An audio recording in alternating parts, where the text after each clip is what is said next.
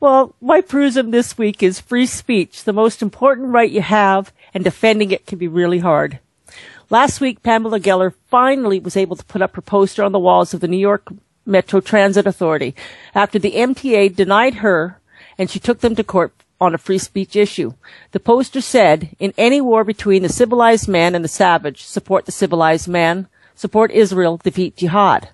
Now, Mona Eltoe took it upon herself to be judge, jury, and executioner on this poster. She proceeded to call what she said as racist and began vandalizing the poster with pink spray paint. When a lady by the name of Pamela Hall intervened and questioned her on the right to do this, Mona indicated that she had the right to vandalize this poster as it was her form of free speech. I do realize that Mona has only been a citizen of the United States for a short time, but obviously no one told her what free speech is and is not. Vandalism is not one of them. What she was actually trying to do was censorship, denying others the ability to read what was written. Free speech does not mean only the speech that I agree to. If that's what it means, then it is not free speech. It is approved speech. Mona had tweeted about her encounter and about being arrested. Me and my big mouth tweeted back at her on 2 occasions about what she did was not free speech, and she needed a dictionary to look it up. The second one was about her exaggerating what had happened to her. Well, then the tweets started coming in. For a bit, I thought I might end up in Twitmo, as I thought her minions were going to send me there because I questioned her story. I had a few Twitter conversations going on about free speech. I never declared whether I was for or against the poster, but I had an issue with Mona calling vandalism free speech. One person even asked if it was the other way around for what was said on the poster, would I post bail or not? I told the person that when it comes to vandalism, I don't bail anyone, including my family, out. At least she understood what I was saying. Another conversation started with my tweeting back to the person who was only slightly rude in their tweet. "Oh, look, you're expressing your free speech without resorting to vandalism." Questions went back and forth on how could I defend what was written, but my response back was, then whose hate do we censor? What you consider hate, someone else might not, and vice versa.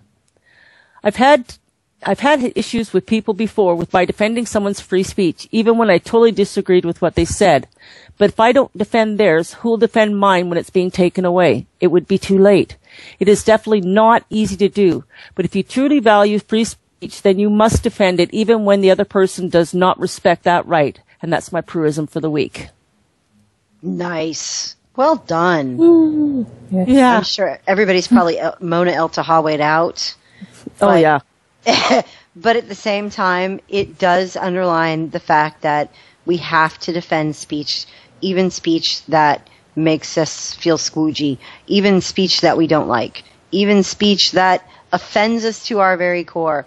And I think that's a lesson for everybody on both sides of the aisles. I see conservatives just as guilty of wanting to shut certain speech down as I do liberals. No, not just as much, but quite a few of them.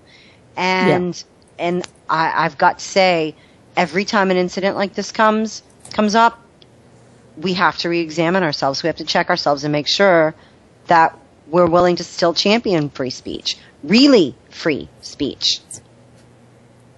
Oh, yeah. I champion free speech. I've gotten in trouble for it. I've actually taken a lot of flack.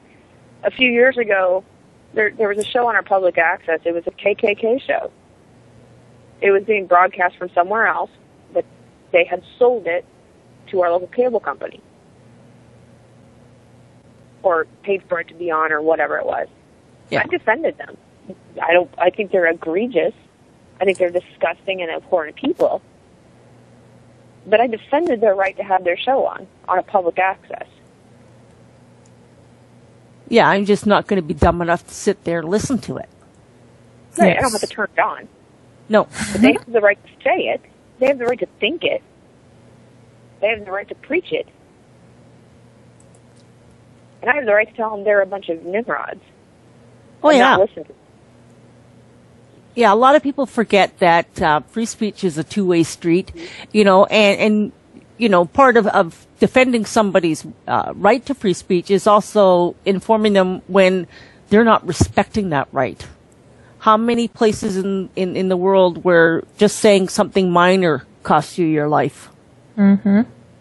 Well, and in the art world, think about, Andre Serrano's piece, Piss Christ, being, shown again back around again. We've come full circle, almost 30 years, but it's in a private gallery by people who want to support that work.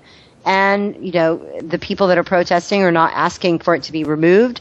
They're just saying we want to make sure no federal funds are being involved in showing it. I think that's a perfectly legitimate excuse, a perfectly legitimate response. It's much like Yoko Ono's Dirt. No one gives a fuck. Oh, that's horrible, too. That is horrible, that piece. It's not even a piece. It's a piece of shit. I was waiting for you to say that. But, it's definitely not easy, because there's times when if I thought smucking someone over the back of the head would knock some sense into them, I'd do it in a heartbeat. But there's times when, yes, they have their free speech, and as much as you try to have proper discussion, sometimes you do have to walk away. Just like, the piece that Tim did. I got to the point where I just went, I'm fighting a losing battle. I was never rude. And I just, I sent Tim a message that said, I'm sorry, I tried, but I'm going to have to give up, Own the Narrative does not endorse the violent positions taken by Prue 61. Just saying. But TPS Jewelry does. I'd have to second that. As an individual, I'll smack a bitch. I will cut a bitch. There you go. Okay, now just to clarify that is not free speech. I'm aware that is not free speech. That is. What if that you're is carving bad. words onto their skin? But it's just in case we have some libtards listening in.